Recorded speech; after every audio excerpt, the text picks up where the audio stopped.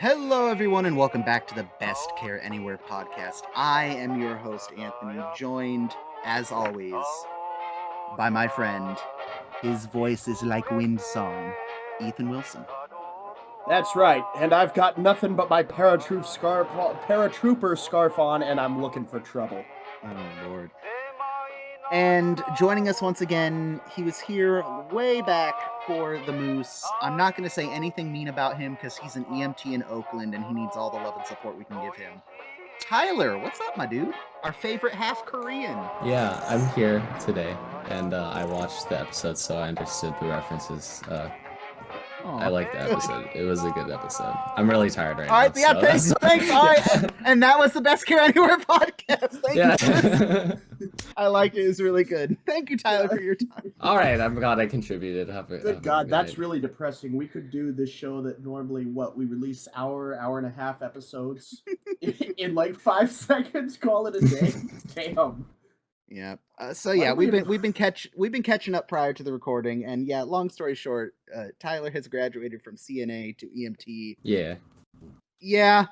I I instead of wiping people's poop now, well, sometimes they still are, but like I wipe blood and stuff, so it's fun. Yeah. The dichotomy of things you were talking about, like you're either teaching people how to give birth or gunshot wounds, like that. Yeah, there's no in between. It's just those things. Yeah, no, just those things. Definitely nothing about people calling 911 because they stubbed their toe. It's only the cool things, Yep. Yeah. No, but it's chill. It was me. I was also college. Called 911 about stubbing my toe. Oh, really? The 10 out of 10 toe pain that radiates up to your hip, and you need to go to the ER immediately and get some narcotics. Could you kiss it and make it better? Oh, I do. Oh, yeah, sure. Hold on, sure. narcotics. Yeah, Ethan didn't pick up on the narcotics part at all. Like, no, people aren't stupid. They're trying to get something. Well, two things can be true. They can be stupid and trying to get something. I think it's a mix of both. Bless their souls, but Ethan from the Best Care Anywhere podcast here. I have very little respect for my fellow man. All along. So, they're great. Yeah. Before we dive into the episode, I did want to share one thing. We got an email. We do have an email account. That I sometimes remember to check. One of our fans, Stuart Boyles, shot us an email because he was at a bookstore in Wisconsin, like you do, and he found, God, the 80s were such a weird time. You know what every kid needs for their camping trip? I would love to open this up and just see what it smells like. The inflatable MASH hospital bed with inflatable pillow. It smells like gin. It smells like gin. No, it's ancient, probably not EPA approved today plastic, which or like the rubber. Probably made of asbestos or something. Probably made of asbestos. Oh no! Wow. Don't worry, it's a cot and it's flame-proof. Like, hold on here. Yeah, Jesus. Hey, don't worry, kids. It's only 2024, and the EPA finally banned asbestos. Not fully. We still sell cans at the auto parts shop with asbestos in them. Oh. Yeah, they specifically finally, I can't remember what the exact ruling was, but they basically classified it as you will never use this in a building again, which about time. Only took them 100 years or something like that. Now they got to find out what to do with all the asbestos that's already out there. The problem is, and I hate to do this, asbestos is really good at not lighting on fire, which is like the main reason it's used so much. So, and the problem though is it'll still like kind of aromatize or like in fires. So like my dad being a firefighter, one of the things is there's a lot of like lawsuits and stuff for like lung cancer and like all these things because of asbestos buildings. So yeah, it may not burn, but it still does particulates getting there. I think I've mentioned all of the illegal asbestos jobs I did in construction. Under the table work. Yeah, like, Ethan, I was not in charge. Tell me you were wearing safety equipment. Define safety equipment. That's not the sentence that should follow that question. That's like me saying, "Hey, so you're following all the rules of the range, right? Define rules." No. Well, define them. Oh no. That's all right. Everything will kill you eventually. Might as well just enjoy life. Unless you're wearing an ONSI certified safety vest, then you're okay. Yeah. Because everyone exactly. knows, yeah, Nothing asbestos bad is can made out of happen to you when you're orange. wearing. Yeah. Nothing bad will Okay. happen to you when you're wearing your safety vest or your PT belt. Exactly. Most of the road signs I've still like done in broad daylight wearing a safety vest. So Yeah. Anyway. what were we talking about? Oh yeah, there, guys. Hold on. There's this funny little TV show. Yeah. Oh yes, the funny little TV show. This week's episode is season 2, episode 19, The Chosen People, directed by Jackie Cooper, written by Lawrence Marks and Sheldon Keller, released January 26, 1974. A couple notes before we get into the actual episode. Jackie Cooper, for those that need refreshing, has directed 13 of the episodes of MASH that we have watched. He has graced us with many wonderful episodes, such as The Ring Banger, Dear Dad Again, Showtime, Divided We Stand, Radar's Report, For the Good of the Outfit, Dr. Pierce and Mr. Hyde, The Sniper, Carry On Hawkeye, The Incubator, Hot Lips and Empty Arms, Officers Only, and this episode, The Chosen People. And the reason I just named all 13 off is this is the last episode, dare I say it, that Jackie Cooper will direct. So yeah, that was quite the run of MASH that he was a part Rip of. in peace. Rip in. No. Writer for this episode is Lawrence Marks and Sheldon Keller. Lawrence Marks has 28 episodes of MASH. This is his 16th. Sticky Wicket, Henry Please Come Home, Yankee Doodle Doctor, The Moose, ironically enough. Deal Me Out, a bunch of amazing episodes that we've watched so far and more to come. And Sheldon Keller, this is his last MASH as well, his 4th MASH, that include, but are not limited to, IMDb, I need you to work with me here. I ask so little of you. IMDb, all right, Dear Dad Again, Radar's Report, and For Want of a Boot. So he has a much shorter tenure, but we still love it nonetheless. So let's get the obvious out of the way. We open up on the OR. The joint is jumping, all that jazz. We see that Pat Morita. Whoa, Hey, what? easy there. What? Why We are we screaming? On a bugle. That is right. We open on radar bugling. I skipped too far ahead. I am sorry. Radar is bugling. I gotta tell you, I make such a point to stop you there and interrupt everything because I gotta say, I've had a lot of stuff thrown at me back when I was a bugler and waking people up in the morning. An egg has not been one of them. Really? Yeah. Usually it was boots. Yeah. I feel like that's worse though. Well, it is, especially 3 days into a week-long camp out. Mm-hmm. But see, here's the problem with throwing your boots at someone. Now they have your boots. Exactly. And you can throw them further. I think someone threw a pair of boots at me one time. And you know what I did? They threw the boots at me. I dodged them. I picked them up and threw them in the lake. Good. Like what? Jesus Christ. Not like way out into the lake, but like they're wet now. like. And what's funny is an adult leader saw this, and he's literally like, "What did you expect him to do? Like, you threw boots at him, homie. You're lucky he didn't throw them back at you." If it isn't the consequences of my own actions. Yeah. So yes, Radar's bugling much better than we've seen him bugle before, honestly. But apparently someone was not a fan of it. Now we jump into the OR. Thank you.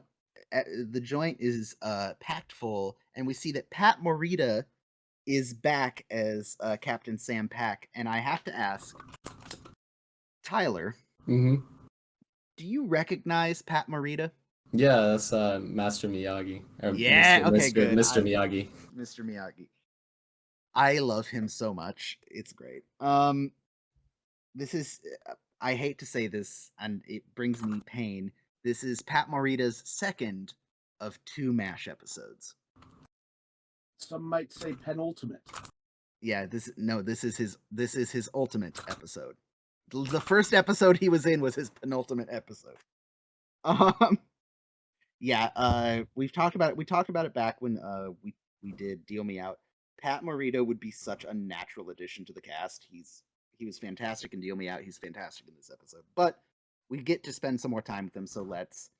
One of the first interactions we see is Hawkeye questioning Captain Pack as to how good his Korean is. And Tyler, I don't want to just bring you on to translate, because one, I don't want to just assume you can translate any Korean, because that seems a little fucked up. But from my limited research, I have no idea what Hawkeye's saying, but it certainly is not your uncle has gas from eating cabbage. Yeah. Well, so he's like, I honestly couldn't fully understand him. A lot of like even the like Asian actors they brought on weren't actually Korean. Like Mr. Yeah. I mean, well, he's Japanese. I couldn't understand what he was saying, but like yeah, it was pretty much just gibberish. But it did not sound like your uncle has gas, because like from like what I understood. It was funny though. I figured none of the Korean in this episode is like translatable. It is like some of it in the middle, like when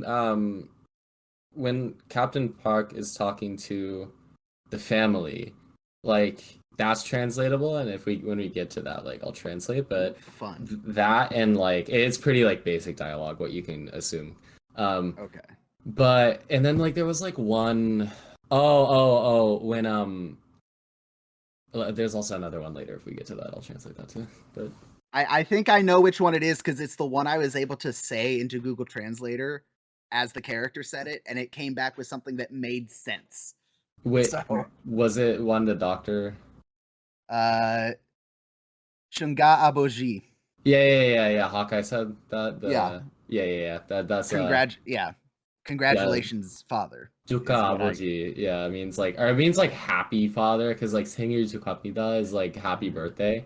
So like it means like oh yeah, like in like literal sense it means like congratulations your father, but like in like a like kind of like colloquial sense it's like oh yay you're a father. Nice. But yeah. Okay. Yeah. I really like having Tyler on, because not only can he offer valuable insight into this episode, but also when I inevitably mouth off to the wrong person and get shot, he can hopefully stop me from dying. Yeah, I can try. Yeah. We can try. Yeah. Well, don't try too hard. You have to not bleed out. You have to not bleed out for 2 or 3 days so he can get there, but yeah. Exactly. I can start walking now. 2 or 3 days. I can tell you from experience, it takes 21 hours to get here if you really are trying. So you want him to not only come save you, but also travel at an average speed of like 95 miles an hour to do it? Okay. That's okay. I do that already. Okay, hold on. Yeah, so it works out. For legal reasons, that's a joke. Oh, I mean, yeah, I'm solid 65 on the highway. Yeah, exactly. Thank you. Yeah. Jesus. What are we talking about? Yeah, exactly. So, despite whether or not the Korean Hawkeye is speaking is even remotely correct or grammatically sound, he does bring up a good point. Frank starts mouthing off that he doesn't need to. Captain Pack doesn't need to like be entertaining, or he's just here to observe. And there's no reason to learn Korean because he's an American. And it's just like it's so gross. Like Hawkeye says it best: "You're living in Korea, Frank. Learn at least the most basic phrases in Korean, please. Don't be that guy, Frank." Like, I don't know. Like, that's one of my big pet peeves is when someone's like, I don't know. I don't want to start a whole thing because it's a hot button issue for some people. It's like, yes, in America, you should make every attempt possible to learn English and speak English because that is the national language.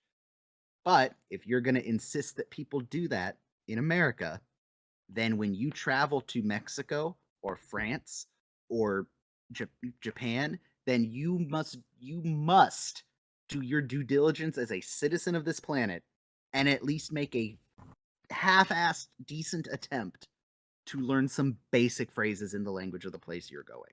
I'd rather Like, die than learn French, you son of a bitch. well, then don't go to France then. See, boom, problem solved.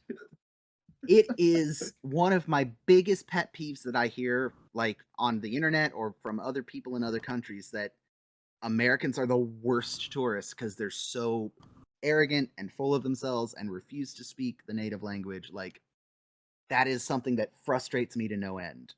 But yeah, I don't know. Frank is dumb, and he's not worth this amount of effort on my part. So, there's that.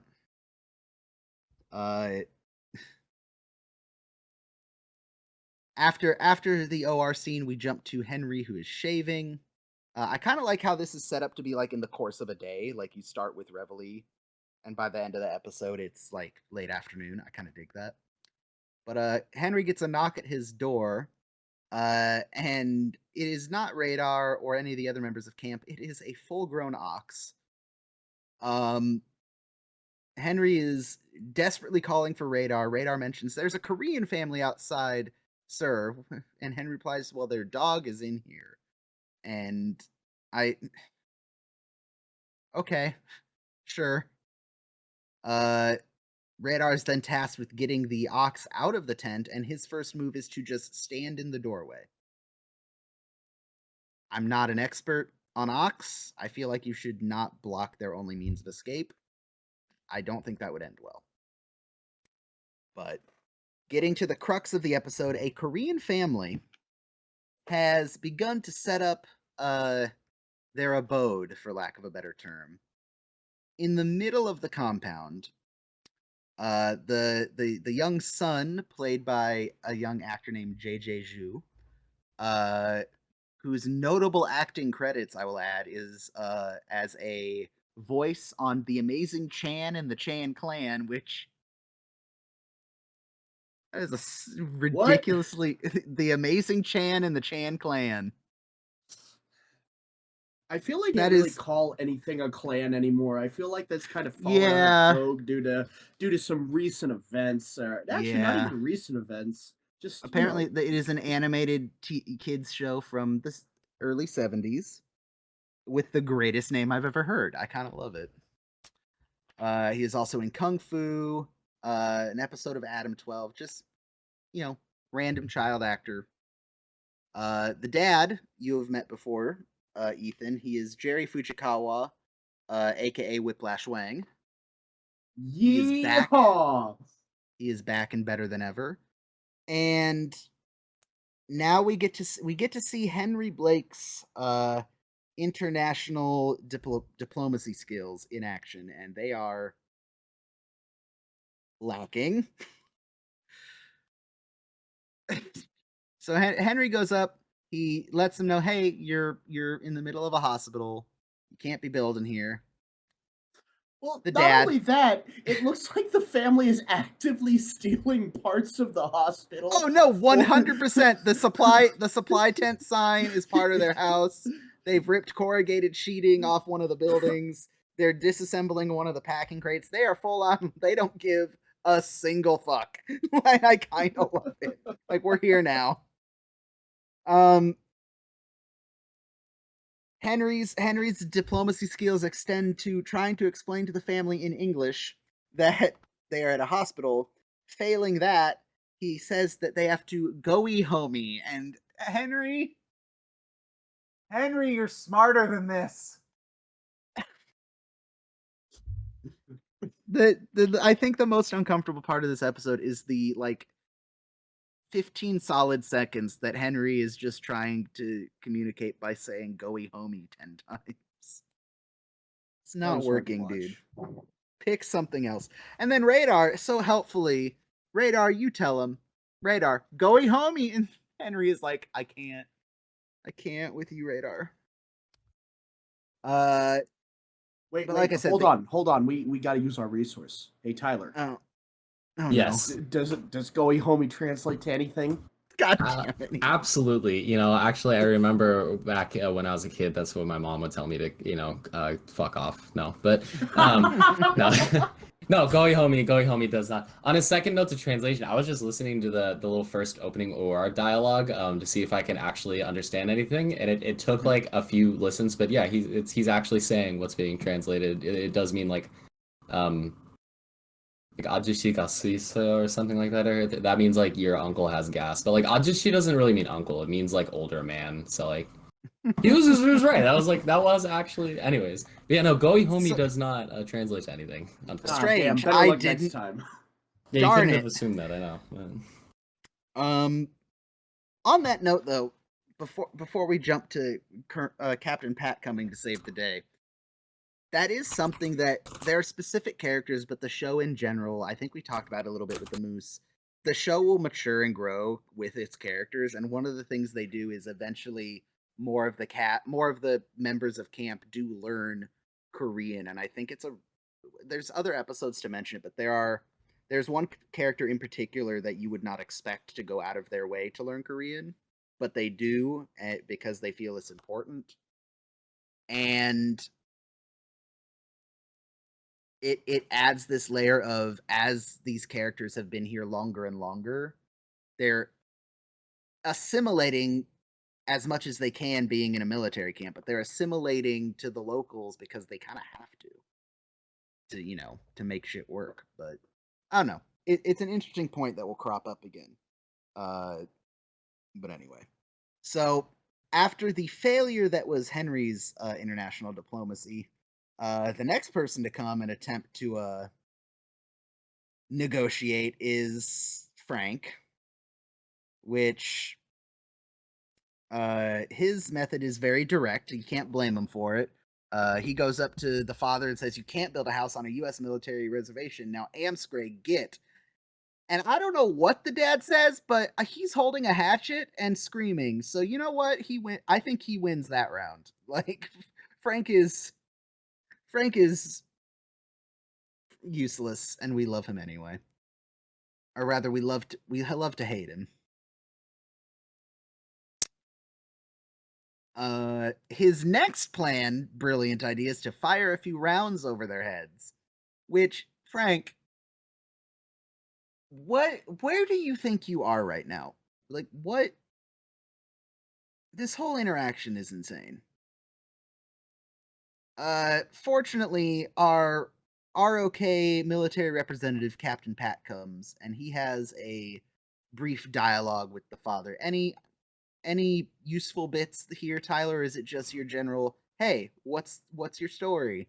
Yeah, so it's pretty much like from like what I remember, it's like he walks up and he's like, "Oh, hello," and like he says like "안녕하십니까," which I guess that's like something is like you could talk about like the honorifics and stuff used in Korean. He said like "안녕하십니까," which is like the most polite way you can say hello to somebody. Which like I guess doesn't really is that Captain Pack to the father, or the father? Yeah, that's no. I guess both of them, but Captain Puck starts it. Okay. So yeah, so like compared to like the other, like everybody who's just kind of like, being the way they are, which isn't like necessarily disrespectful. I mean, Frank was being disrespectful, but it's just kind of like trying to navigate something that they have no way to navigate. Captain Puck is like kind of a opposite of that. He like comes up, he's respectful, says like, "Hey, like, what is this?" And then like, "Oh, this is like our home and stuff." And then the camera pans back to everybody else, and then he comes back later, obviously. But okay, so it's not just gibberish Korean. There is a trackable conversation happening there. Yeah, it's like kind of muddled. Like it's not like accented. Like I wouldn't say that it's like fluent sounding, but it is 100% a trackable conversation. Hey, yeah. Props to the show for at least having them speak the proper language correctly. Yeah. No, it was interesting. Not just doing because like the old acting trick when you're not on camera, just like mumble watermelon. Stage talking, yeah. Yeah. At least they're not doing that, but just with random Korean words. Like there's actually there's coherent.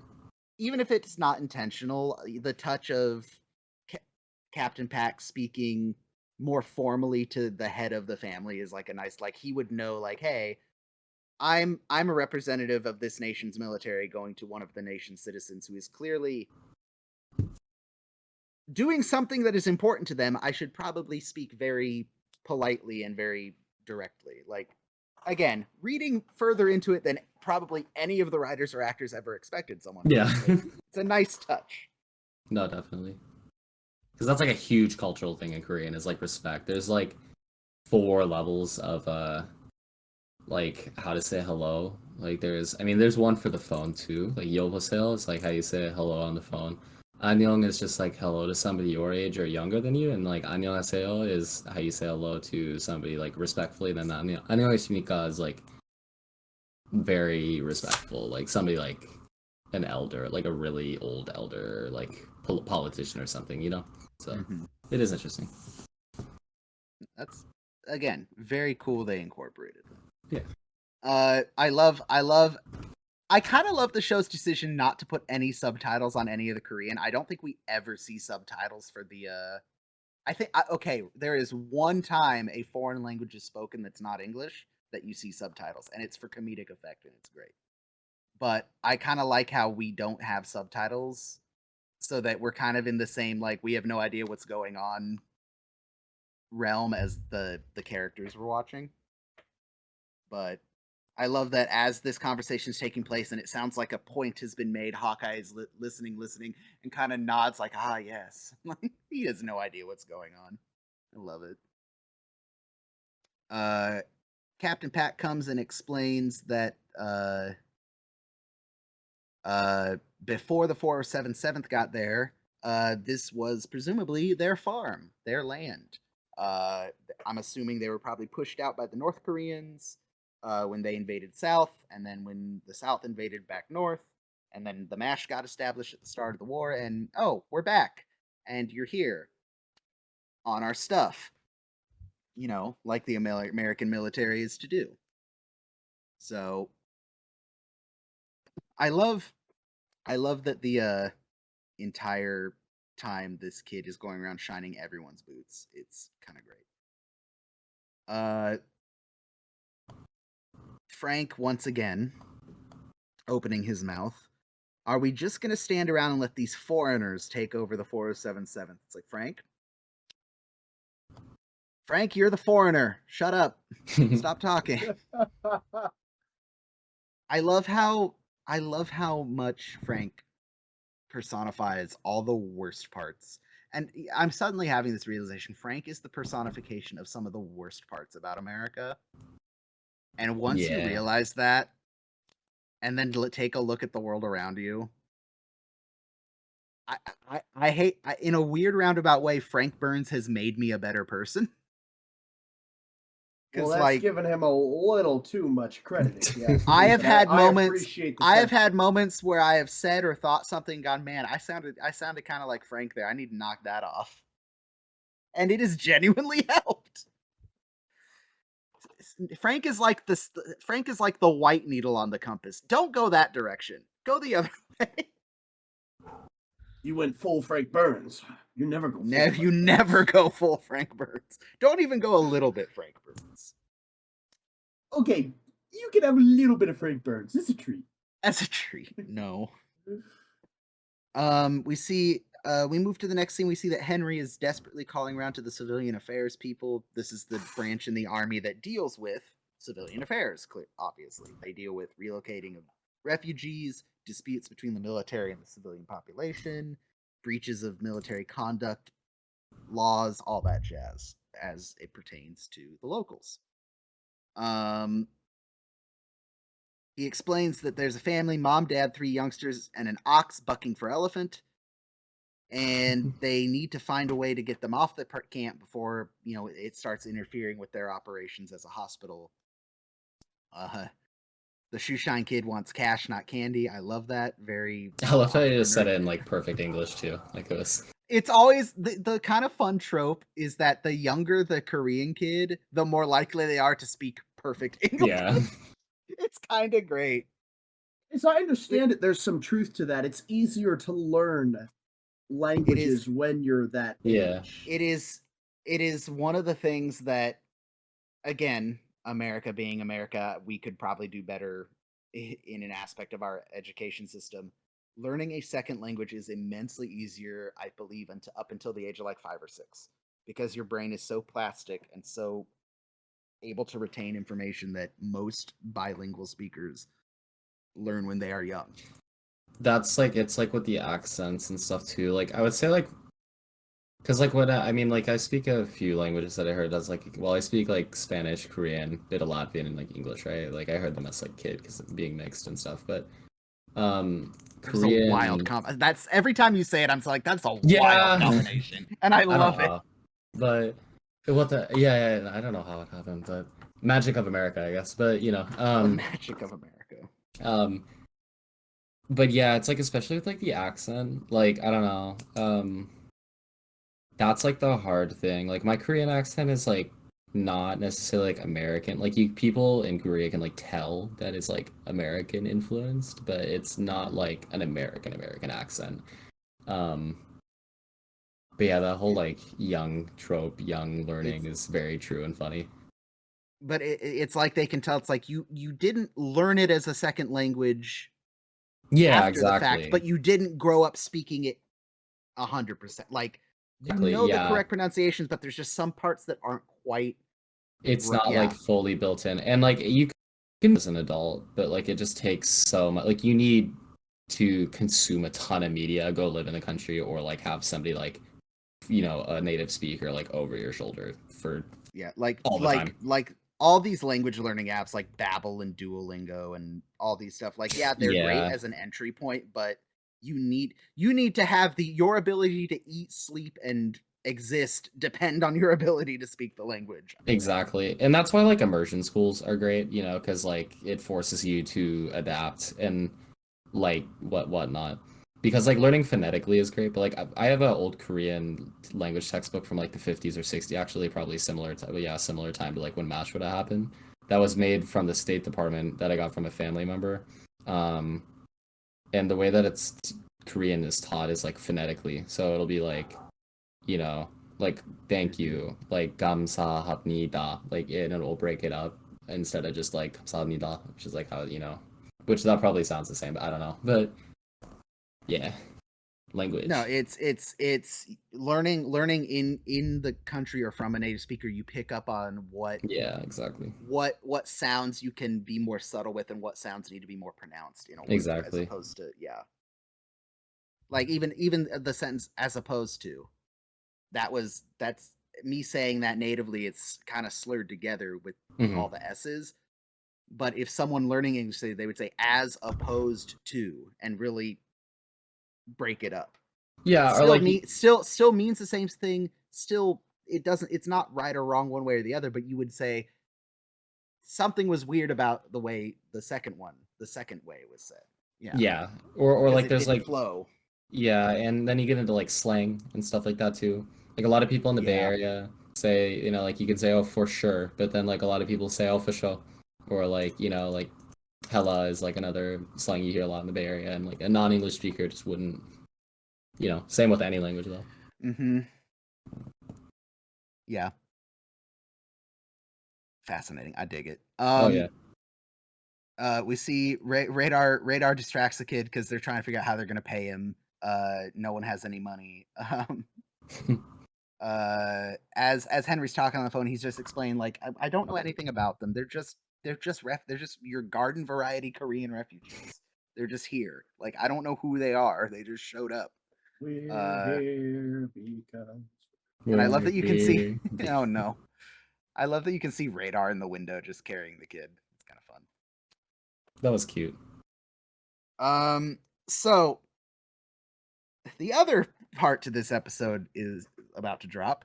We get a young Korean woman with baby who is not part of this family, has wandered into camp. Her name is Chun-hee. And she has a child, and she's talking to Henry. And in the course of talking to Henry, it's discovered that the child's father is not a Korean soldier, he's an American soldier. And not just a soldier, he's a doctor. A MASH 4077 doctor. And the baby Soo-young, their fathers speak nice to Chun-hee, like wind song.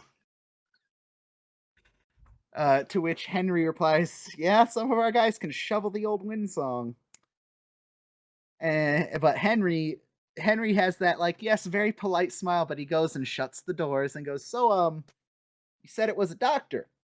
Yes. Who could, talk up a good wind song? Oh, yes. Pearson McIntyre. Great. Like, clearly, like, not the wrong answer, but in Henry's mind. It's one of those two. I mean, the MASH in the show only has 4 doctors, and Henry is one of them, and he knows it wasn't him, and it would never be Frank. So yeah, Henry goes and gets Radar. Radar goes and gets Hawkeye and Trapper, but not before informing Henry that they have to order more rubber boots because they have ox problems. And when Henry inquires as to where, you name it, the ox problem is everywhere. Amen. Yep. And the good news just keeps coming for Henry. Captain Pack walks in and says he's reached an agreement with the farmer. They have 3 days to get the MASH unit the hell out of there. Which, hey, good on the farmer to give him 3 days. That's very polite. That's very nice of him. We then find out that Henry is going to announce the naming of the father, and Captain Pack walks in, hears what's going on. He's like, I need a drink. And I want to point out, this scene in particular for me, I wish we got more Pat Morita. Much in the same way, I'm going to use Tyler as an example, much in the same way that we bring Tyler on occasionally and hopefully more in the future to help us navigate some of the Koreanness of this show. I think there was several opportunities they could have used Pat Morita further in the series. And I know that's not an unpopular opinion, but I feel like I need to keep saying it so he can feel vindicated.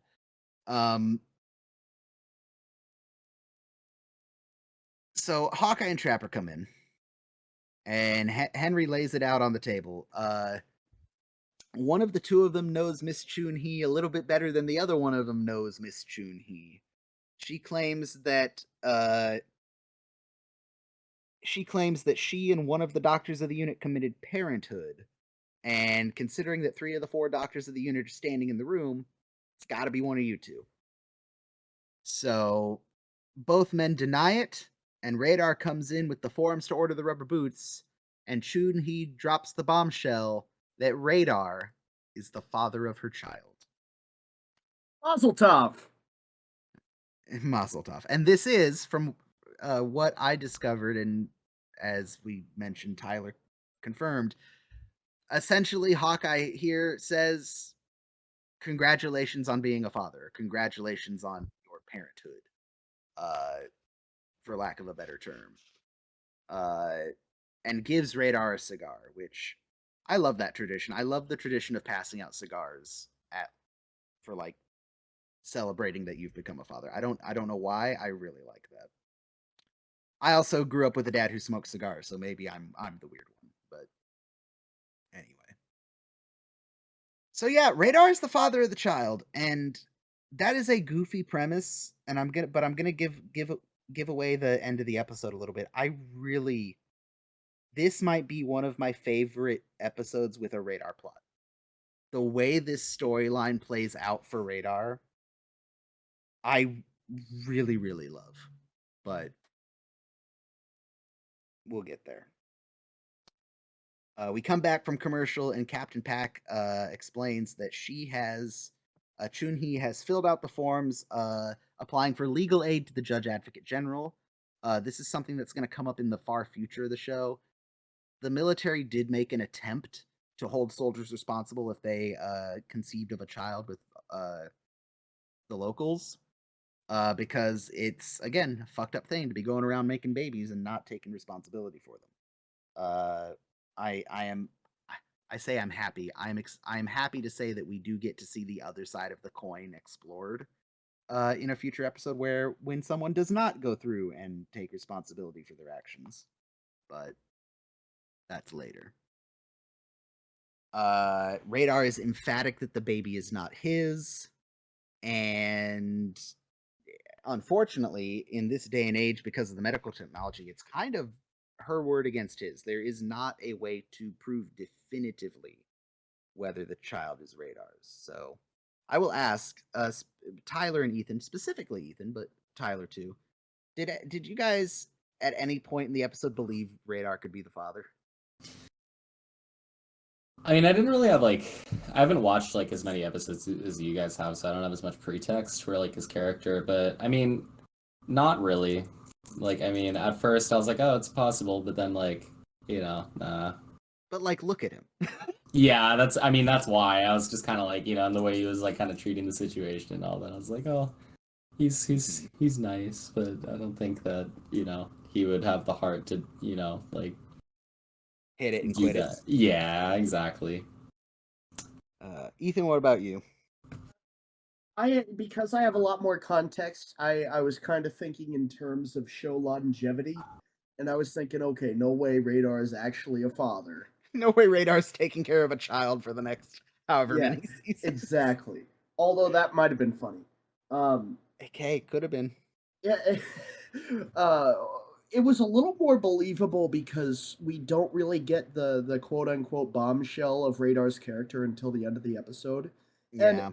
And you have to admit, it's kind of a retcon in a few ways from what we have already seen. Like, it's not major, but we'll cross that bridge when we come to it because I have thoughts about that. Okay, but yeah. So Radar's getting questioned basically, hey, the mother says you're the father. She would be one of the two people to definitively know. So they asked Radar, could you be the father? Of course I could, but I'm not. I mean, I do, but I didn't.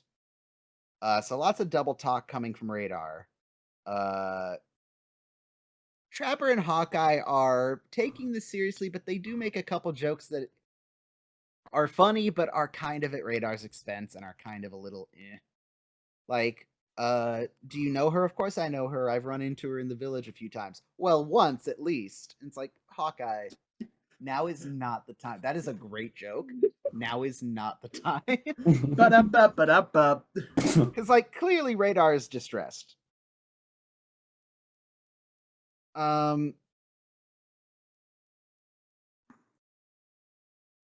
He gets angry because they're saying, oh, why would she pick him of all people? And he starts to defend himself. He's like, well, I'm pretty well known in the village. I'm down there every Saturday night. So he's like, Radar's torn between he doesn't want people to think he did, but he also doesn't want people to think he didn't.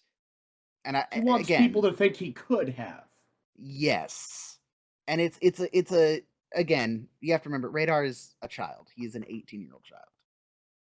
Like, we've been there. Like, I think every young man goes through that like period where it's like the bravado and wanting to be like, oh yes, I'm macho and masculine, but in reality, I'm not, or I'm a kid. There's a lot of talking a big game when really there is no game there when you're younger. My ADHD kicked on. The engine piston's on Henry's desk. Praise be to the engine piston. Can't believe I'm still pointing that out. I'm so happy. Thank you. Frank is just particularly gross this episode.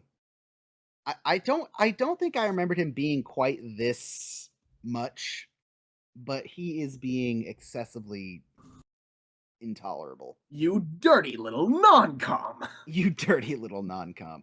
I was thinking more about like the casual low-key America superiority racism, but yeah, that too. Frank comes in. He's still frustrated with the family in the compound, saying that, and I don't know if this is if this is Larry Linville misreading his lines or if the lines are written this way.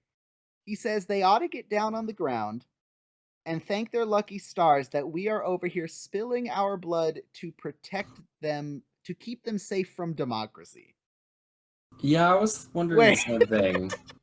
I don't know if that was intentional to make Frank sound dumb or if that's Larry Linville messing up the line. But either way, I kind of love it, and it has very not to date this episode or this episode of the podcast terribly. It's big Helldivers energy. We got to keep them safe from democracy. Go do your bit for Super Earth. Man, like 2 people who listen to this podcast are going to appreciate that reference. But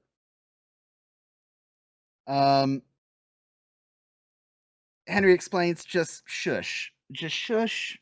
Civilian Affairs is going to come take care of them. We gotta deal with other problems. And Frank even points out, you're just all gonna sit here and watch a girl nurse a baby.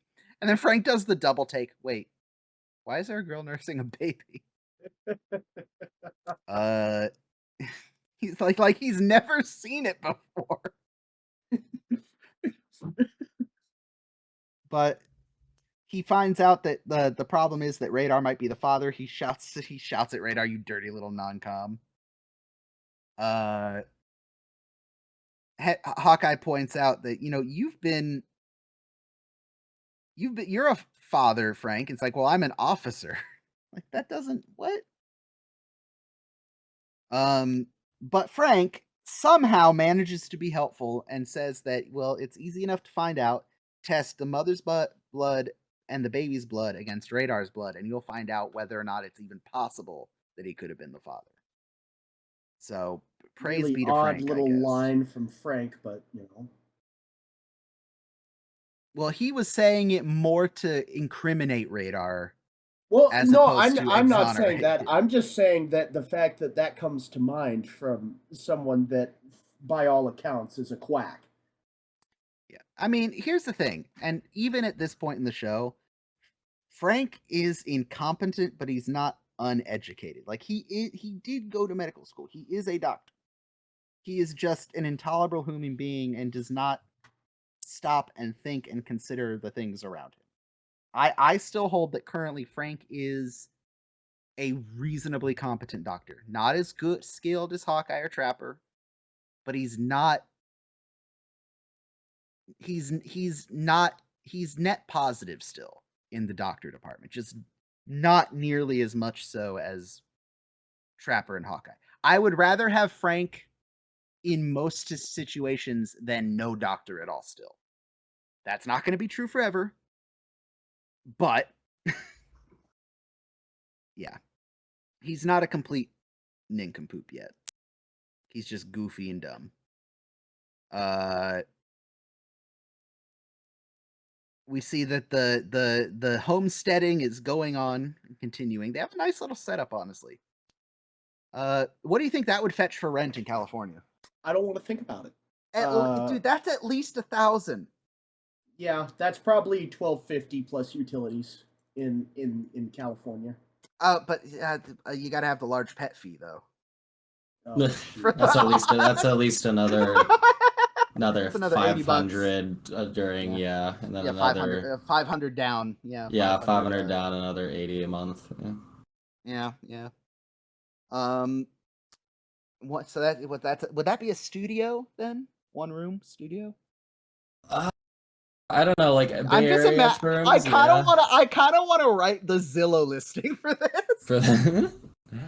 Like I think I said this before on the show. One of the most irritating things trying to find someplace to rent or move to, rent or buy, is you'll put the filters on Zillow for like, hey, I want a studio, 1 bed, 2 bed, and you'll see something that's like for $1,000, and like, holy crap, that's a great price. What's the catch? A room. And it's some dumb white lady renting out their their second bedroom that their kids don't use anymore because they moved out. I hate that so much. And it comes with all these goddamn rules, like curfew at this house is 9 p.m. It's like, bitch, I am not your child. I will come and go as I please because I'm paying you rent.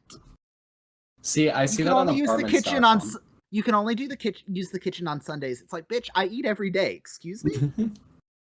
No. That happens on apartment.com. I've never seen I guess maybe because I've never used Zillow before. I have like once, but no, you're right. It's apartments.com. It's not Zillow. It's apartments.com. Okay. Zillow is an MLS thing, so it only lists full properties. You're right. Yeah. It's apartments.com. But still, yeah. It's it still annoying. frustrates me because you know what that and I'm sorry for anyone in the audience who fits into this category. I'm not angry at you. I'm angry at the developers who do this. The amount of 55 plus communities in my area with so much housing available at a decent price that I'm not allowed to move into because people don't want. Like, I never understood why 55 plus communities exist. Like, I understand like a trailer park being 55 plus, like a small community. I don't know if they exist outside California, so forgive me if I'm treating people from outside California as ignorant because they don't know this is a thing. I don't know. Maybe they have these elsewhere. The Del Webb housing communities that are like miles and miles and miles of homes that are all 55 plus are frustrating to me. Like, where I'm going off on a whole tangent right now, but I'm gonna rein it in. Where am I, as a young 30-year-old man, single man, supposed to find a place to rent on a decent above average salary? Like it. Anyway, what I'm saying is, I would just dying. Like shit, maybe you don't. Yeah, damn. Like even like a funeral costs $10,000 though. Have you thought about pulling yourself up by your own bootstraps? God damn. Those bootstraps look pretty unpulled to me there, brother. Like, have you thought about buying less avocado toast and lattes?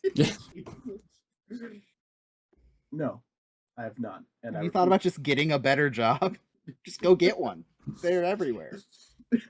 Well, supposedly you see them online, and then you apply to 500 places, and none of them get back to you.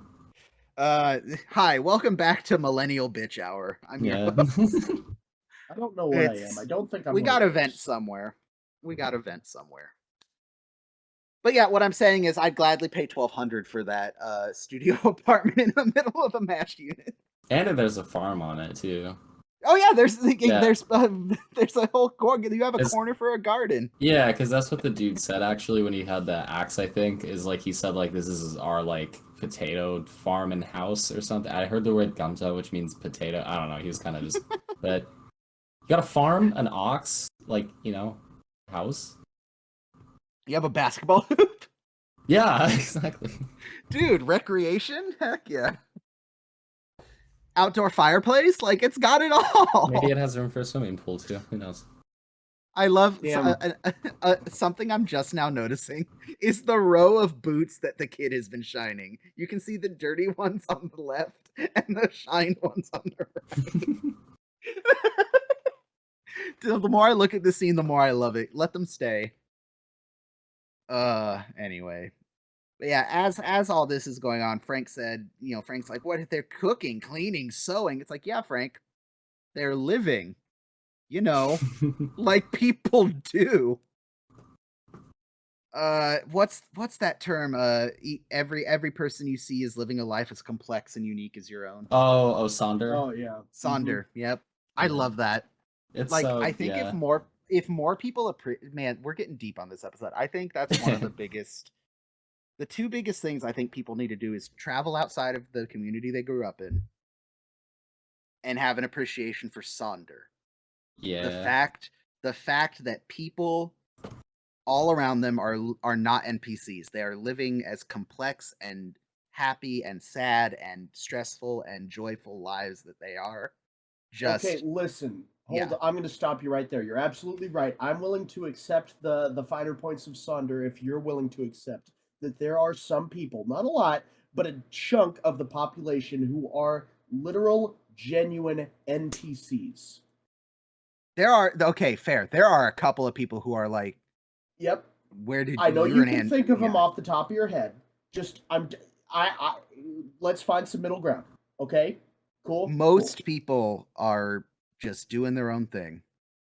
It's like I think I brought this up on another episode, but it's that video of the guy, they're interviewing him and someone walks between him and the camera and the interviewer points it out and he's like, it's okay, he probably just didn't notice, he's doing his own thing, everyone's got their own stuff going on, he probably didn't mean it maliciously, and he just goes off on this tirade about Sonder, and the interviewer's like, shit, that was deep. Yeah. I mean, it's like, especially in gotta look deep to find deep things. Like, what the fuck? Yeah.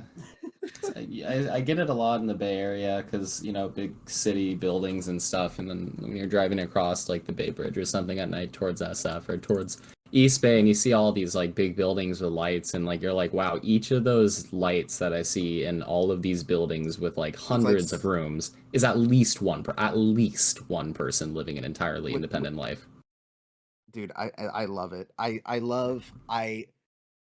Again, we talked about it before on the show. The world is crazy and a fucked up place a lot of the time. There's fucked up shit happening right now as I'm saying this. But there's still part of me that like hopes for the Star Trek-esque future where like, shit's decent, people get along. Yeah. Like people are inherently good, and I genuinely believe that. That doesn't mean there's not bad people, but yeah. More people need to just kind of vibe with that idea for a little bit. Just so you know, there's a lot less fucked shit happening every other Sunday between 9 and midnight Kansas time because I'm indisposed. So you're doing your part. Oh, good. There you go. We're keeping Ethan out of the public eye for an hour and a half. It's fine. So Henry recommends that Frank talk with the civilian affairs guy because, quote, the civilian affairs guy makes no sense, and you're very good at that. So Frank is now in charge of getting the refugees dealt with, which, I mean, I appreciate Henry because I've done this with scouts before. If there's a scout that insists on doing something, give him something to do. Like, let him bang away at that rock until he wears himself out, and maybe something will come of it. And I'm not gonna lie, effective strategy. The situation gets dealt with. So props to Henry for delegating, surprisingly, to Frank of all people, but hey. We see Trapper and Hawkeye are going to draw some of the baby's blood for testing.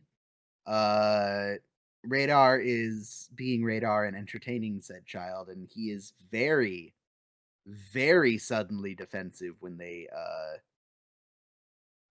draw the baby's blood and he cries. Which, like, it's a baby, dude. Like, you just jabbed it with a piece of metal. It's gonna be slightly upset. I'm slightly upset when they do that to me, and I'm 23 years old. Mm-hmm. Yeah, how do we all feel about needles? Let's just throw that out there real quick. I work with them, so I have to like them. Okay, but before you went on this life path of yours. Oh, I feel like I never really minded them, which is I think part of the reason that I ended up going down this path was because like I thought medical equipment was really cool. So like I'd always like watch them draw the blood and stuff and be like, whoa, and then they gave me like the needles and stuff sometimes. Which I don't know if they were allowed to do that, but I had needles as like a kid that they just like gave to me. But most pro move of one of my doctors, I think when I was like, it was one of the last shots I had to get. Not COVID, before COVID. Everyone had to get a shot at some point in the last 4 years. But one of the last like diphtheria, or one of the ones you get when you're like a teenager to finish off your round of vaccinations you're supposed to get. One of the doctors, like, he's cotton swabbing my arm, he's sanitizing the area, and he's starting to pinch where he's gonna go in. And as he's doing that, he just says, "Hey, real quick, can you read me what it says on that bottle over there?" And it threw me for a loop, and I start to read out to him, "Oh yeah, it says," and before I realized it, he had already given me the shot. Yeah. Like, you just Chris Angel mind freaked me. What the fuck? Yeah. Well, because a lot of people are like, the actual needle doesn't hurt them, but it's just like the thought of it and like the precurse of it. Because like, I don't know, like I like will poke people a lot, like even though like I'm against the popular opinion of not, and the like I don't mind the needles, but like most people don't. So it's like you have to Chris Angel mind freak them, because if not, then they'll get all tense and like think about the needle, and that's the problem.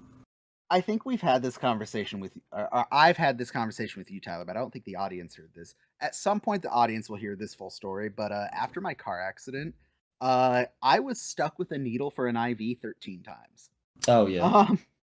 They couldn't, because of the adrenaline, and I was probably a little dehydrated, they couldn't get a good vein in either of my arms, either of my hands. They did it in your hand, then? That's it. They eventually had to do one in my foot. Ooh. And there's... Nice. correct me on how this works, but there's only a certain number of times that each person in the ER can attempt to draw blood from you. Is that a thing? I mean, no, but like at the same time, like if you mess up or you blow a vein like multiple times, like and there's somebody else that can try, it's kind of common practice, and like, you know, there's no like hard limit at most ERs, like, you know. So so I'm gonna explain the situation. I'm gonna explain to you the perceived outside view injuries I potentially had, and that they knew about, and you'll understand why they were so frantically trying to get a vein. I came in with broken left arm, broken ulna, and a large seatbelt rash directly over my spleen. They could not definitively tell from exterior observation if I had damaged my spleen at all. And the spleen, for those of you that don't know, bleeds like a lot when it's damaged. Like you will bleed internally and die if they don't catch it. So they were trying to get blood dye in me for an MRI. And they're like, hey, if we can't get this in you in like 2 or 3 more attempts, we are going to have to drill for a femoral stem because we need to get blood dye in you and see if you're bleeding internally. And I'm like, oh, please do not drill into my femur. I do not like that. Okay, so I will literally pay you any amount of money to not do that. This is why that's a bunch of bullshit, and Tyler can back me up as a medical professional. There's no such thing as internal bleeding, okay? That's just a myth made up by Big Band-Aid, okay? By Big Band-Aid? I don't know if I agree with that. The blood is supposed to be inside you anyway, dumbass. Like, of course you're internally bleeding. Is this medieval medicine? We have the 4 elements. The 4 humors. Yeah. Hey, you watch how you talk about my leeches there, buddy boy. Okay. Are you know, I'll let you go back to your barbers and bloodletting then. The other hilarious thing I'll say about that story, it was like one of the couple things of the day that I look back on, I genuinely laugh at because it was so stupid. So I was in a traumatic car accident, got taken to the ER, and of course, what's the first thing they do when they get you to the ER? Yeah, cut off your clothes. With that, they cut off your clothes, right?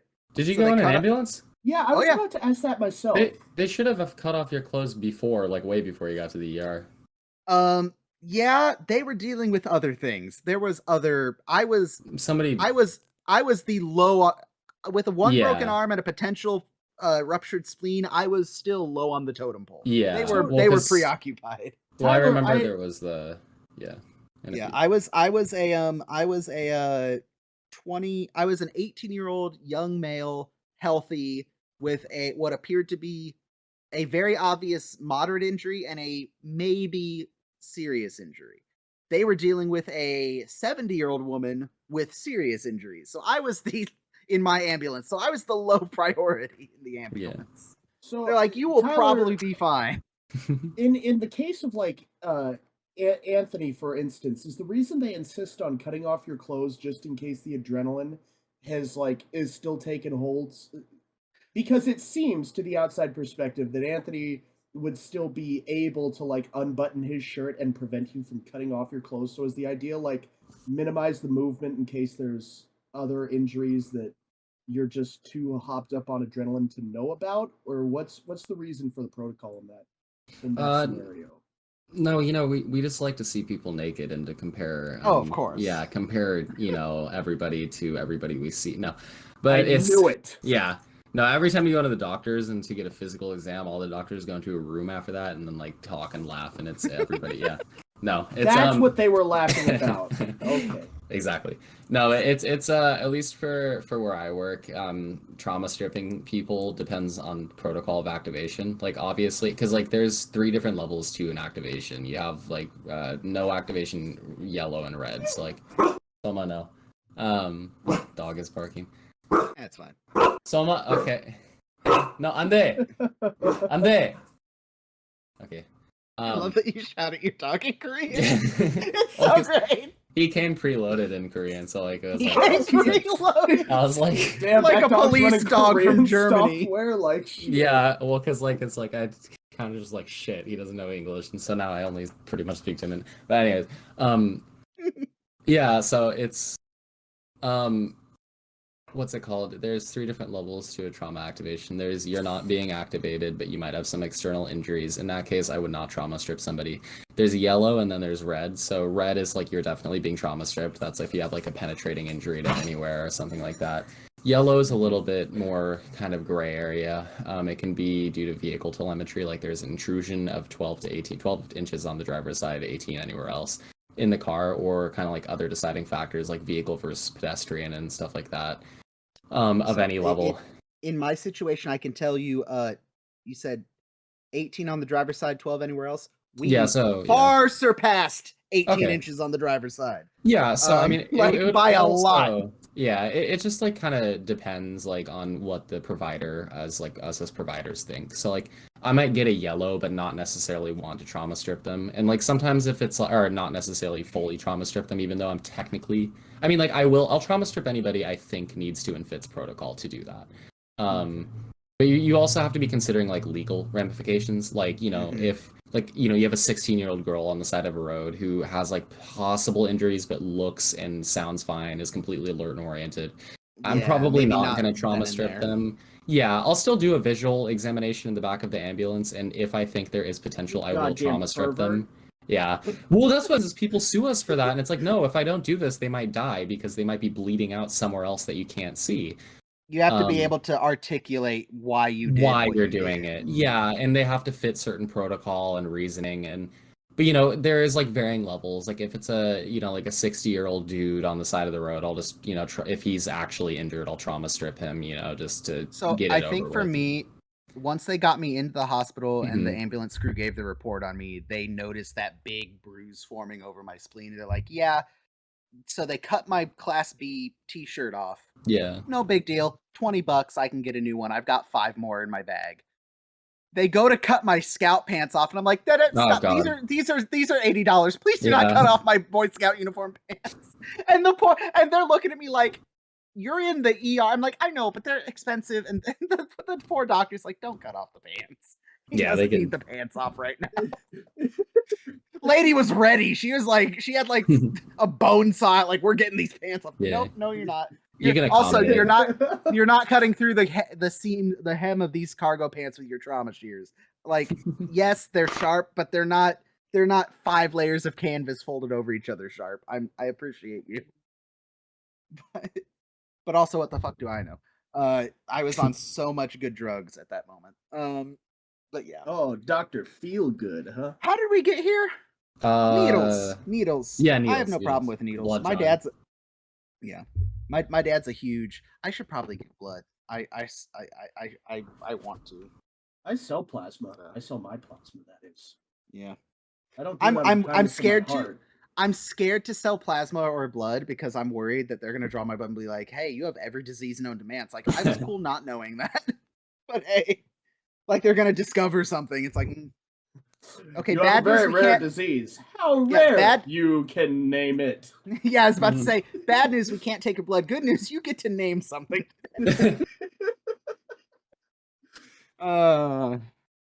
Tyler, I'm so sorry. I hope you didn't have things to do this evening. Nah, not really. I just worked for like the last 7 days straight, and then so today's my day off. No. Or well, so like actually I have like 3 days off in a row. So we're chilling. Thank you for spending it with our dumbasses. No, wouldn't be anywhere else. On that note, moving right along. So Radar gets offended and upset that the baby's crying, and Trapper points out, Radar, you're acting like a nervous father. They make fun of Radar's height, as we are to do. They explain that they're going to match the blood type of the baby against you, and if it comes out in I know what the blood types are. I don't know how they work, like paternally, what blood type you can be if your parents are X, A, B, O, all that jazz. But essentially, if the baby has the right kind of blood compared to Radar's, then it's possible he is the father, which is crazy to think that that's the most definitive they can get, because DNA testing is not a thing currently in the MASH universe. That is a very modern convenience. So the best they can do is say he is either absolutely not or maybe the father. which is wild. Because at this point, if he were to have matching blood, then they have to kind of take the mom's word and be like, well, you are. Unless Radar came out and directly said he can't be because he's a virgin, but he's not willing to do that. But we'll get to that. Hang on just a second. Brief pause. All right.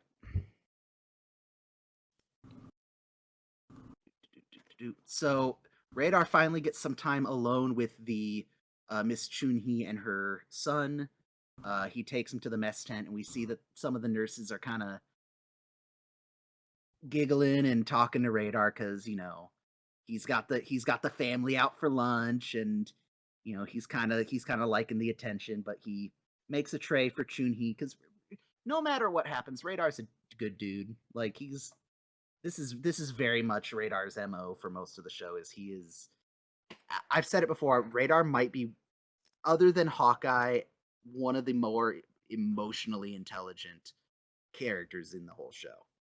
He is very aware of the others around him, like to a very wholesome degree.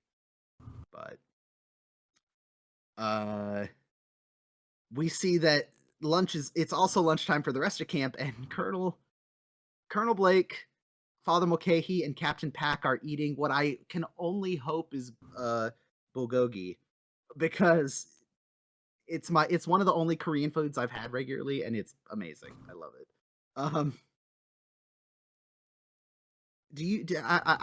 This seems like a stupid question. I'm assuming your family has a recipe. Someone in your family has a bulgogi recipe.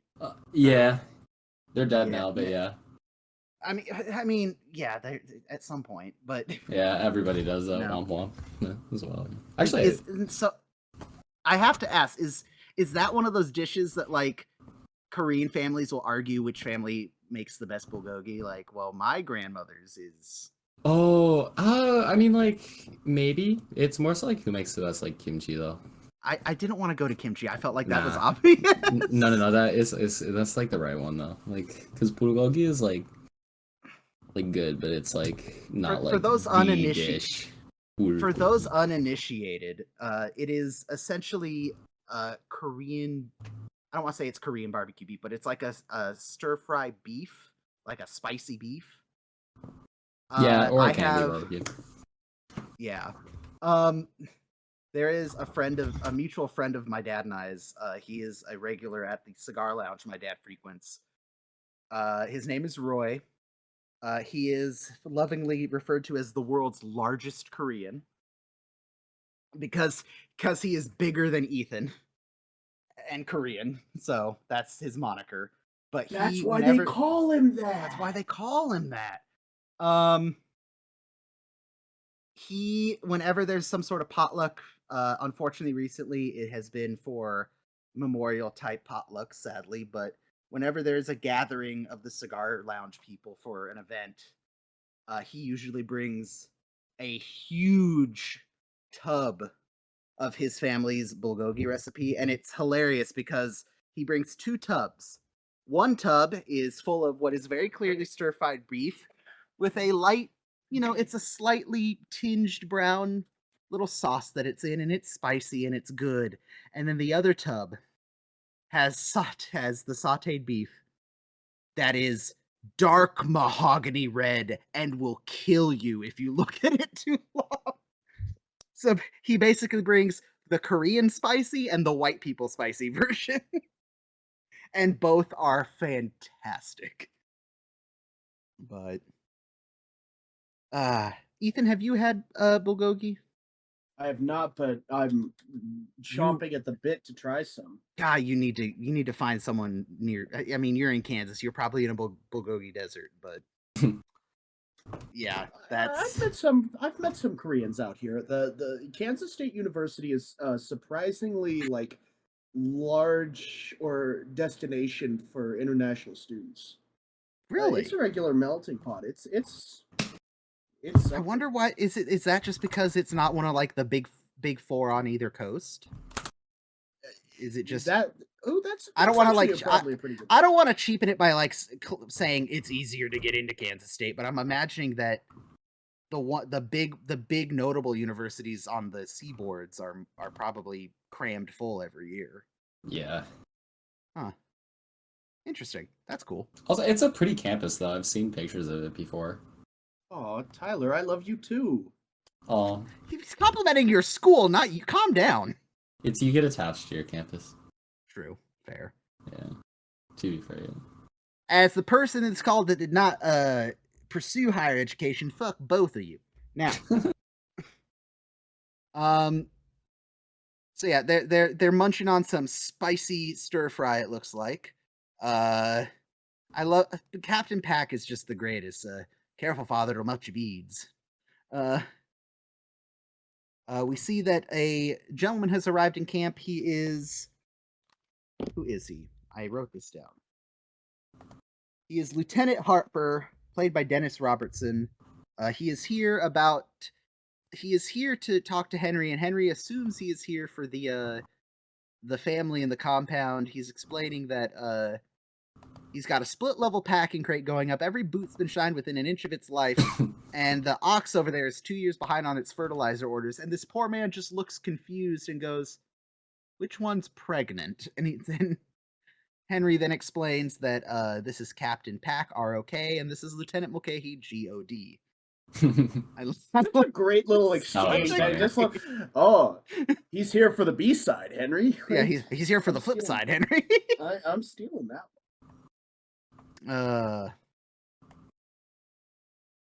We see Frank. This I love this little clip of Frank. Frank seems to have gotten along very well with the gentleman from Civilian Affairs. He does a little smack talking about Henry. I love that you can see the guys walking by the window. That's kind of neat. Makes me wonder what direction that window's pointing now that I'm thinking about it, but that's a discussion for another time.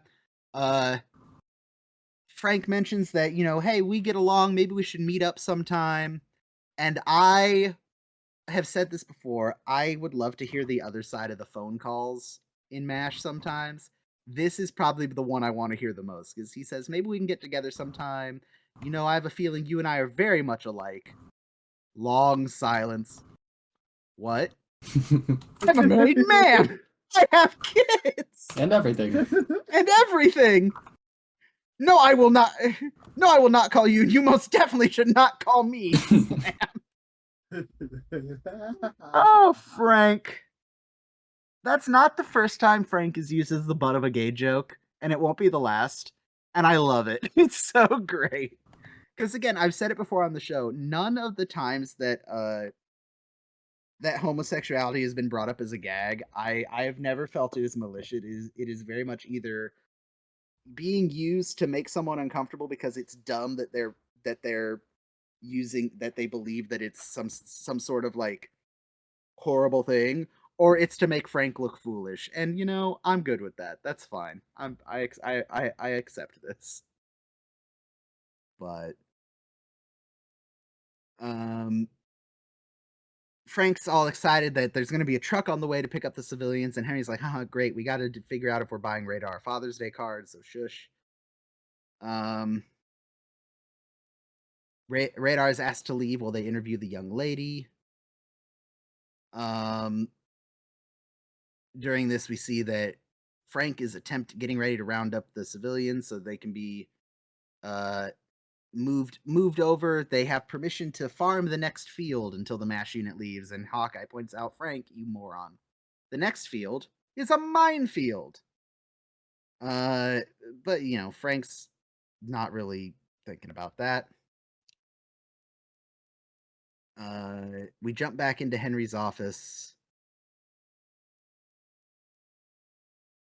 As Radar's, or as the young lady's being questioned, Henry is lamenting that clearly this is his fault, because have you ever heard him give a sex lecture to the camp? And we have.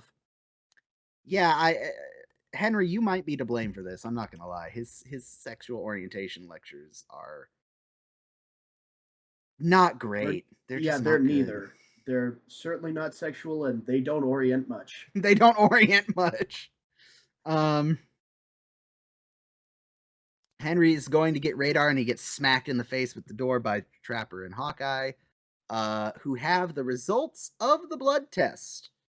And on that note, before we get to that, I want to point out Trapper and Hawkeye are very much moving parts of the plot of this episode along, but they, I think, are certainly not the focus of the episode. I kind of like that Trapper and Hawkeye are there and doing stuff, but I would say that most of the episode is not them on camera, which is kind of cool. I mean, not so much cool for Wayne Rogers, but considering that they break away from Hawkeye to let Henry and Pat Morita and the other actors kind of take the spotlight. Very, very similar to Deal Me Out in that way. But they come in and inform Henry and everyone assembled that Radar is blood type B, the mother is blood type O, and the baby is blood type A, which means Radar cannot possibly be the father. Hooray. I feel like I should have had a Murray joke lined up for this, but I didn't. Sorry. But anyway, the Lieutenant Harper from the Judge Advocate's office asked them to notarize, to formally sign that document. And I love the scene that ensues. Hawkeye signs, Trapper stamps, they smack it with a stapler and Henry's kimono doll. And I love what's the joke Hawkeye gets off here. We're not only brilliant surgers, we were once cited for notarizing in public. Yeah. It's a great one. While all that was happening, we got some excellent background from Miss Chun-Hee to Captain Pack. Same old story. Got pregnant with GI father, left her ostracized by her family. So now she's stuck alone in the world with this child. And this is not a great episode to go into it, but there is an episode. If the world hasn't been consumed by the sun or, fallen into post-apocalyptic nuclear wasteland, in a few years, there's an episode that I will move heaven and earth to get you on, Tyler, because it dives into what happens to a half Korean, half American baby in South Korea. In the 50s. Yeah, it was kind of. Yeah. Yeah.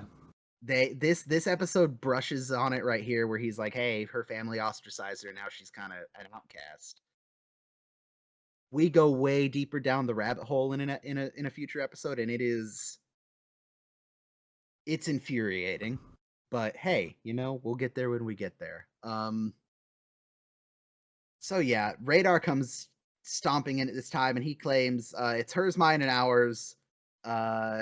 He goes through this whole story about I was in town one night. She was hitchhiking. I was looking for trouble. I had 2 beers, and I'd rather not say more in front of the baby. And it turns out that, yes, Radar did give her a ride. And because he was nice to her, as Captain Pack says, instead of signing a thank you note, she gave him a baby. We see that the family's getting relocated to the south with other refugees, which, again, we talked about it a little bit in the Moose. Getting relocated and having to leave a place you think is safe or the place you lived sucks. But weirdly, props to Frank for organizing this. Like, he got shit done. Yeah, he made it happen. They don't have to farm the minefield, so yeah, they don't have to farm the minefield. Yeah, I really hate that we have to thank Frank for anything. So can we just move on? Yep. We get to this whole episode up to this point. I'm just gonna say, lots of fun. Really liked it. It's got that same air that Deal Me Out had, Ethan, where it's just bouncing between people, dealing with this central thing at camp, and everyone's firing on all cylinders. But we get to this point where the family loads up, or they're getting ready to load up, and Frank says some snide comment and walks off, and Hawkeye's eye line follows Frank, and Alan Alda's physical acting is fucking great here. You can watch Hawkeye's head follow Frank, and you see his brow furrow because he's caught Radar in his eyesight. And just that subtle body language of him kind of tilting his head and then immediately walking off to go to Radar is chef's kiss. I love it. It's so good. It's so subtle and so good. And this is the moment of the episode that, yeah, all that other stuff is great. This is a very important little scene for Radar and Hawkeye.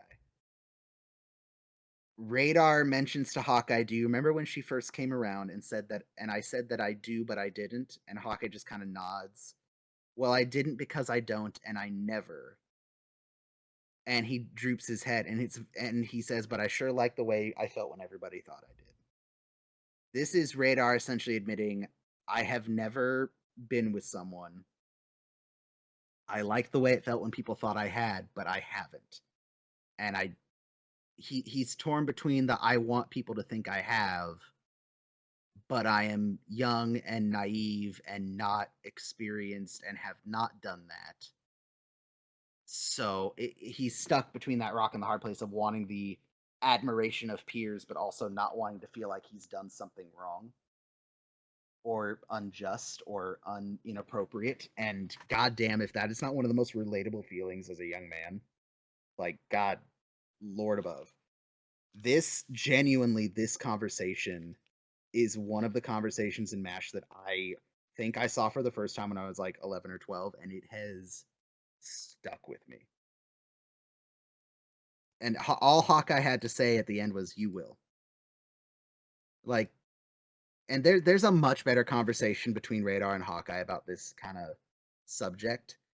But this for Hawkeye and Radar's relationship, this is a huge moment. So I want to get, what are your guys' opinion on Radar's whole plot line through this episode and that kind of like little admission of what he's been going through and what he's been thinking?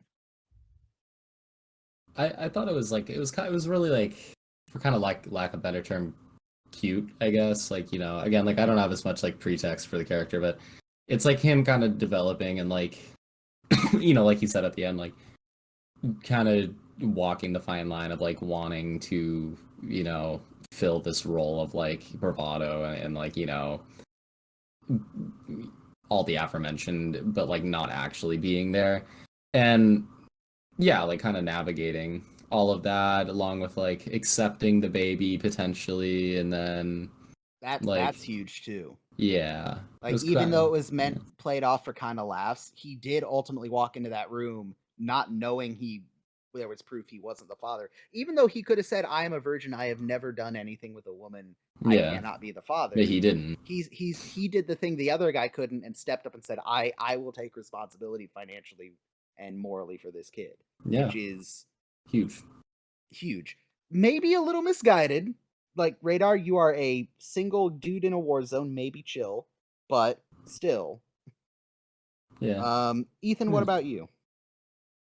I'm trying to figure out how best to word my response, because I gotta say, I think there's a very good reason that little exchange between Hawkeye and Radar would stick with you, because it seems to me that if more people out, just in their day-to-day lives, were to have that sort of an exchange with someone they look up to, like how Radar looks up to Hawkeye, it would save a lot of people a lot of time and heartache.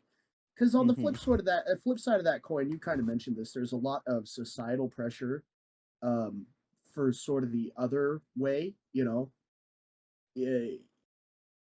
so to just sort of have that calm reassurance from somebody like that, it's like, damn, where the hell was that when I needed that? So And as I am not, again, much like Radar, I am, but I'm not ashamed to admit it. As I don't want to speak for the other two people on the call, but as a resident virgin myself, like, I appreciate Radar's frustration and the want to be like in the club, but also the want to not to join the club on his terms, so to speak. You know what I mean? Like, not there's a much better conversation that Radar and Hawkeye have later down the road. But it's I can't remember what episode. I can't remember if it's in next season or 5 seasons from now, but there's going to be a lot to discuss when we get there. But I like this for the Hawkeye and Radar relationship, especially with the Radar looking up to Hawkeye as an older brother, because without Hawkeye didn't have to say anything, and Radar knew he had come over, knew what Hawkeye was thinking, was going to ask him, opened up to Hawkeye, and all Hawkeye had to say was, "You will." Like, I love the Hawkeye Radar relationship is going to be a fun one to unpack as we go forward. But not to distract from that, but of course, Father Mulcahy being Father Mulcahy starts handing out Bibles to everyone. We see Captain Pack reassuring Radar that that she and the baby are gonna be all right because they found a surrogate family. I like that we get everyone waving goodbye, and Radar waves goodbye, but he also kind of walks off by himself to kind of reflect and contemplate. It seems. But as he's doing that, one of the nurses from earlier comes out and says, "Hi, Radar, are you going to the movies tonight? Are you talking to me?" And Trapper hits him with the "Wear the paratrooper scarf. It worked before." So that, believe it or not, was the chosen people. Again, between the late hour for Ethan and the exhausting work that Tyler does, I feel like I kind of led the ship for that one. So I want to give you guys the opportunity. What are your thoughts on this episode? Just overall, Tyler, I know you don't watch MASH religiously as we are, but what did you think of this episode? Both from the little bit of the Korean stuff we got, but also the episode overall. Yeah, I think like it was I don't remember. I think I gave the Moose like an 8 out of 10. I would give this one like 8.5 out of 10. You know, like it's kind of hard to get like a 9 or a higher out of me, but like, you know, I thought it was like I liked the plot line with Radar developing and him kind of getting attached to the child and like all this, and then at the end being like, oh, okay, well that's kind of like a relief, but at the same time like having, like you said, the bit of reflection. I thought like, you know, the Korean family was very interesting and like them setting up shop and like all that, and then, you know, kind of the background of like, oh, what the hell are we gonna do with these? Well, there's like still kind of base operations going on and stuff like that. Mm-hmm. Overall, it was just kind of like, it was like a nice little plot. I think, you know, that kind of as was kind of brushed up upon, sets the grounds for developing relationships and other things later on. So yeah, it was pretty. It was entertaining. I enjoyed the 30 minutes of the episode and then talking about it. Excellent. So I'll ask you. Ethan asked you a question like this last time, so I want to ask it too. It's kind of unfair because the last episode you joined us on was the Moose, which was like a very bubbly kind of Asian stereotype character. Was Young Hee, but how I feel like the Korean civilians were a lot more subdued and kind of subtle than Young Hee. Yeah, by far. But between Captain Pack and kind of the interactions you saw, would you say they're kind of on par with where they were with the Moose? Did they do maybe a little better, maybe a little worse? Is it kind of hard to tell? What are your thoughts from the I think the portrayal aspect? Yeah, I mean, obviously I wasn't like alive then, so I can't say definitively say, but like I think they did a really good job of like actually portraying what like a civilian in you know, like that time would probably be like. Like, I mean, and I think like Captain Park too. He's a good like representative, you know. I think like compared to the Moose, where it's just purely like stereotype right in your face, you know. It's like I believe Captain Pack by far. Captain Pack, by the way, was educated in America. He is a Korean national, but he did his doctoring in you know, medical school in Chicago. So he's not I don't want to say he's not 100% Korean, but he has outside Korea experience. Yeah, so. That makes sense. But yeah, no, it was overall a good, like, pretty 9 out of 10. And it really isn't a fair comparison because Young Hee was in many ways a cartoon character. Yeah. But I think the win here is there wasn't anything you could point at that was like, hey, that's overtly wrong or from another culture or. Yeah, definitely. So Well, good. Ethan, what are your thoughts, my guy? It's really kind of in a league of its own as an episode. I think it's not a scheme a week. It's not even, as you kind of said before, Hawkeye or Trapper centric episode. It's got a very nice mix of a lot of good characters and some really good character development in it, with also, the standard mash laughs that I've come to expect and crave from an episode. It just sort of stands out to me, especially with regards to the rest of season 2. Not anything against any other episodes from Yeah. the season, but still. It's different enough, but also holds its own as an episode enough that it sticks out. Yeah. Right. So what would you rate it? I think I'm probably at a 4.5. 4.5 out Okay. of 5 from me. Really good episode. Really unique. I Excellent. don't think I can think of really too many faults with it, but I've seen what I would consider a 5 out of 5 MASH episode, and this is close but no cigar. Nothing against it. You know what It's I'm just not trying to say? quite there. Exactly. Yeah. Okay. So I'm gonna go same as Tyler. I converted your 8.5 to an out of 5 score. Don't worry, I did. Okay, like, awesome. We're good. I'm gonna stick. It's 4.25 for me. That it is a really solid episode. It's definitely, I think, an improvement as far as the Korean kind of portraying the average Korean. Again, Young Hee is not a fair comparison because one, No. she's a child who is like learned like American stereotypes from a random GI that she's hired by, quote unquote, or the property of. Gross. But also there were things there that we talked about, like she's not using proper Korean. There was like she's dressed like a Chinese peasant. Like there's these weird things that like just didn't make sense. But from that aspect, they did a lot better. And from the character development, Frank gets to be dumb. Henry gets to do the best he can as commander, but not bumble it completely. You get Captain Pack, which is always I'm so upset we don't get him for more episodes. That's the last we see of him, unfortunately. But as we know, Pat Morita didn't just stop doing stuff. He became Mr. Miyagi, so he's doing fine. Good trade off, but I really think he could have been a regular like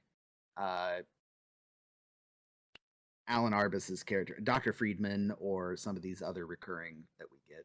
And there are absolutely 4 or 5 episodes I could think of right now that his presence would have added to it. As far as I still think the best part of this episode, other than like the comedy and the stuff going on, is that last little moment with Hawkeye and Radar, because they're going to build off this. We've seen the relationship between Radar and the doctors, but between Radar and Hawkeye specifically, there is going to be some really wonderful moments and some really good payoffs for what they build up later, I think. And in some ways, I will say, because I know it's not a universally held opinion, some controversial payoffs or lack thereof, but that's many seasons from now. So I would say we're gonna go get audience poll or opinions right now, but I'll be honest, we had to schedule this recording a little early, and that's part of it's my bad because I didn't think to organize that and get an answer sooner. So we are recording this the exact mere hours after I posted the post that this was our next episode, and there is no audience response to gauge yet. So we will gauge the audience response at the beginning of the next episode. The next episode, by the way, is As You Were, and I'll be perfectly honest with you, Ethan. Mm-hmm. I have not looked up anything for this next episode. I could not tell you what this episode's about. I genuinely do not remember what the MASH episode As You Were is about.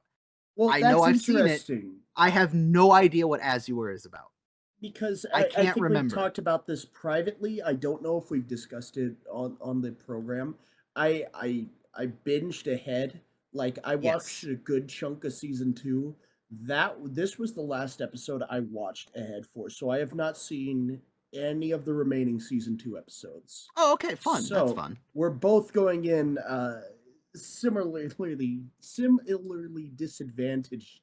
The Chardonnay's taking its toll. Oh no, that's right. You've been drinking Chardonnay this whole time. That should explain a lot of that my explains manners. a lot. Yes, so yeah, if sir. you're listening to this episode, you have seen the post by now. Go give this episode a rating. We'll talk about it at the beginning of the next one. Next episode is As You Were. No idea what it's about. I don't genuinely remember. I will throw out, as always, thank you to our Patreon members. You make the podcast not cost money for us, which is the highest form of praise we can receive, I think.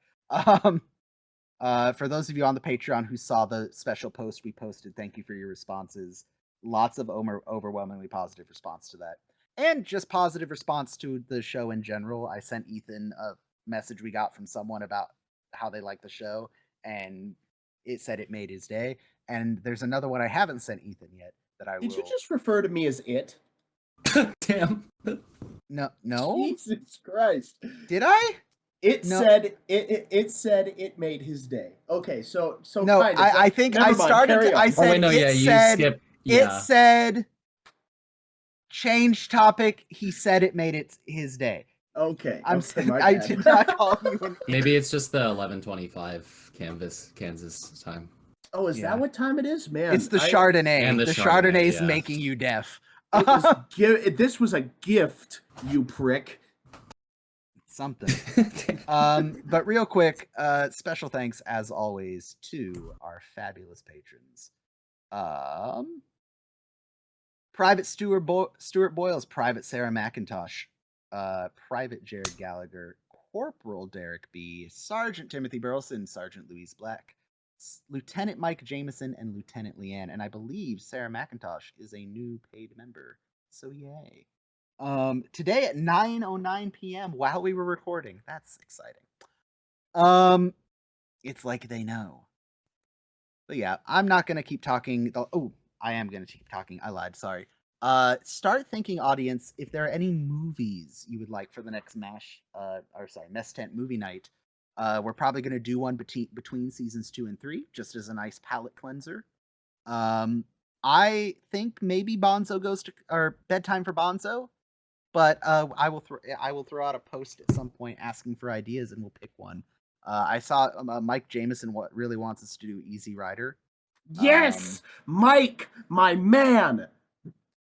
We'll see what the audience wants. I feel like we're too early to do Easy. Like, we gotta build the hype a little bit. That's fair. Okay.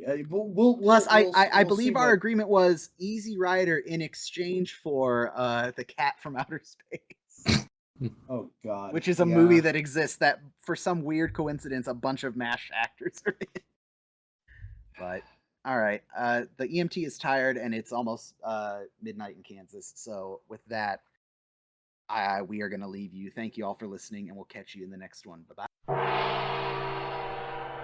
The time has come for us to say sayonara.